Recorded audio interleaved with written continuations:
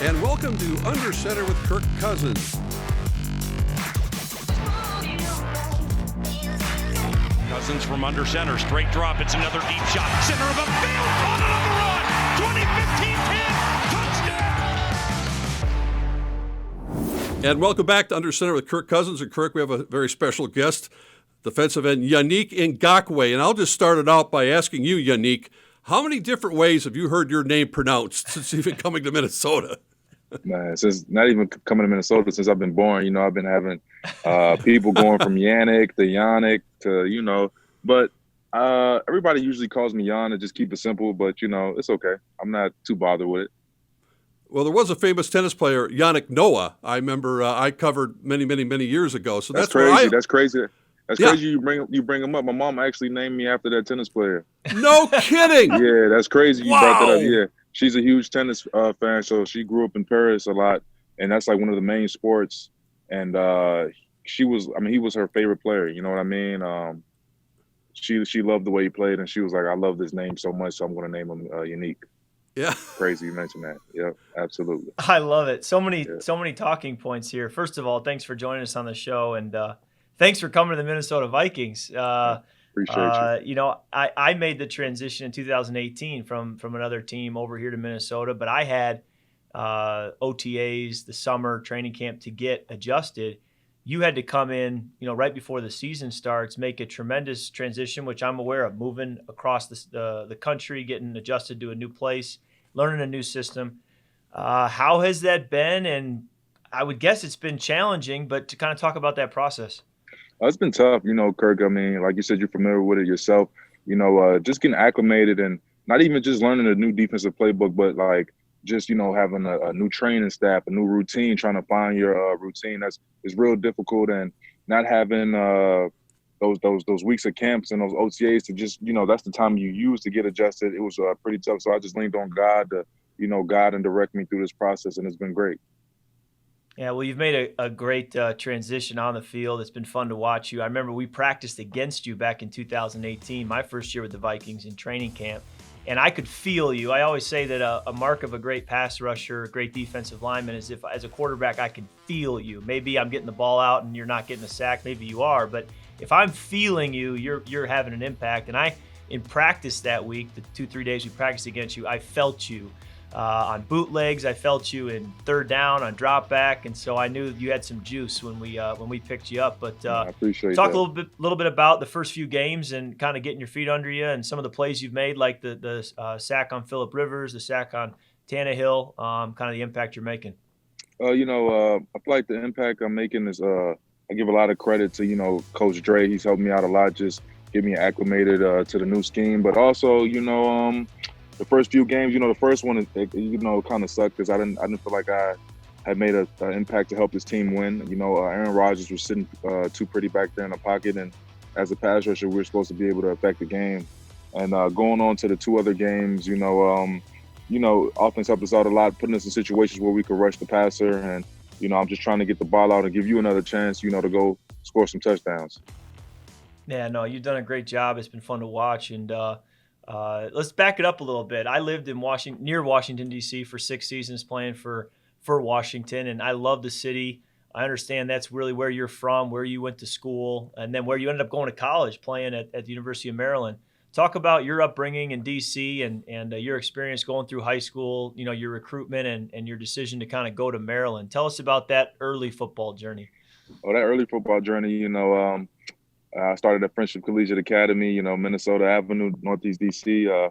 It's a tough environment, you know what I mean? But the thing about that culture that we built, all the guys that were on the football team, we treated each other like family, like brothers, and we sent a lot of guys to Division I schools.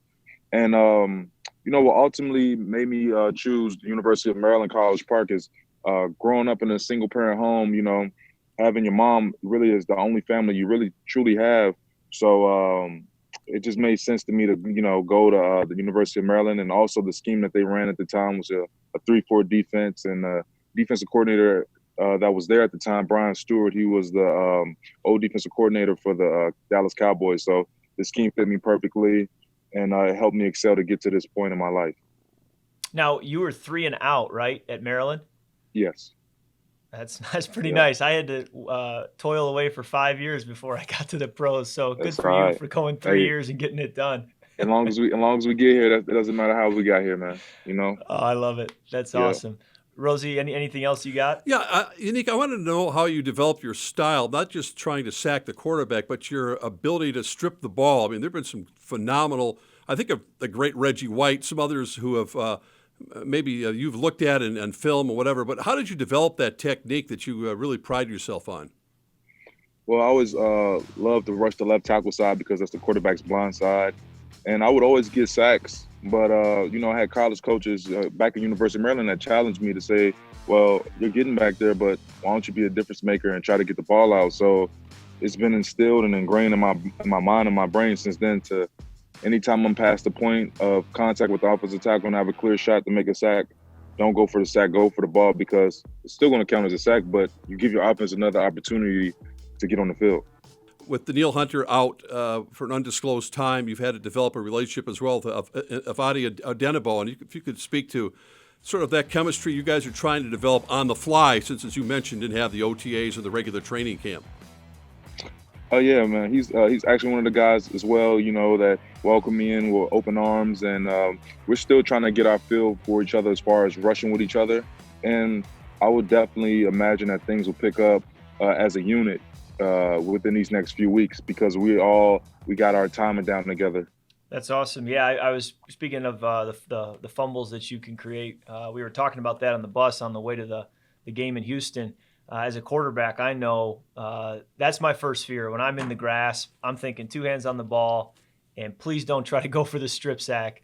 I am relieved when I get up from the sack and know that the guy really just tried to bring me to the ground. He didn't try to dislodge the football. So that's what I was telling you on the bus was, go for that ball, get the fumble. Like you said, you get the sack anyways, and you give us a chance to get back on the field. So I just thought it was special watching you go around Tannehill and literally jump and reach around. I mean, that it had a grace to it that I just thought was entertaining to watch. So hopefully we can be seeing more of that. And and so glad you're a Viking. Appreciate Anything you. else, Rosie? Yeah, just looking ahead to Sunday night, you got to chase around a guy named Russell Wilson, and we know how elusive he can be. And when you look at him on tape, what are the challenges that you face in particular to try to stay disciplined at the same time trying to put pressure on him?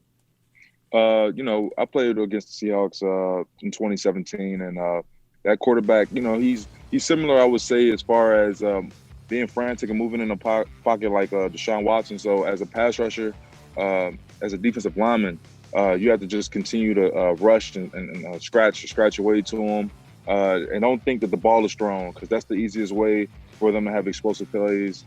So basically, just continue to keep working and give an effort, and you can get back there to him. He's a guy that likes to extend plays, and quarterbacks that like to extend plays often give themselves up for sacks and strip sacks as well. You are only 25 years old. How do you see the arc of your career going right now and down the road as far as when you think you could peak in the NFL? I'm just taking it a day at a time, a day at a time. But my ultimate goal is to definitely, be talked about as a gold jacket guy. And I'm just trying to work on every little intricate part of my game that I can and just look up when it's all said and done and see where I'm at. It's exciting to be only 25 years old and have that kind of foundation underneath you as a pro. I'm jealous. Again, 5 years in college, I was barely even a second-year player and I was 25 years old. So talk a little bit about, now you're coming into week 5. So every week I would think is, another level of comfort, getting your bearings. Do you feel like, week 5, you're just a more confident player, understand the scheme better than week 1 or week 2? Yeah, definitely. Week 1, you can tell, it's a huge jump in film if you just turn on the film from week 1 all the way to where we're at now.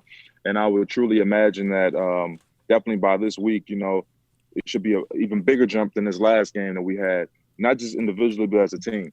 Because I feel like for certain that we played, like Zim said, we played definitely like a team. We looked like a good team yesterday, and I want us to look like a great team coming up Sunday night.